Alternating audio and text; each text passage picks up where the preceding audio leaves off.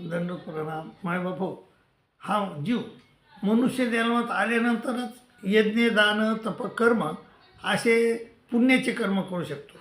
दुसऱ्या जन्मात गेल्यानंतर त्याला हे कर्म करता येत नाहीत. तर ह्या जन्मात आल्यानंतर आपण हे कर्म निश्चित केले पाहिजे. पण काही विद्वानाचं असं मत आहे, श्रीकृष्ण महाराज म्हणतात, काही विद्वानाचं असं मत आहे की कर्मे दोषाप्रमाणे टाकून द्यायला पाहिजे. आणि काही विद्वान म्हणतात की यज्ञदान तपकर्म हे कर्मे सोडू नये. तर असं काही विद्वानाचं मत आहे, तर तसं मत आहे.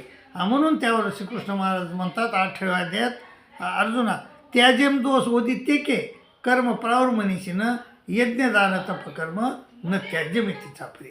यज्ञदान तपकर्म हे पुण्याचे कामं आहेत, तर हे कामं आपण सोडायला पाहिजे असं त्यांचं मत आहे. मायबाप सोडू नका.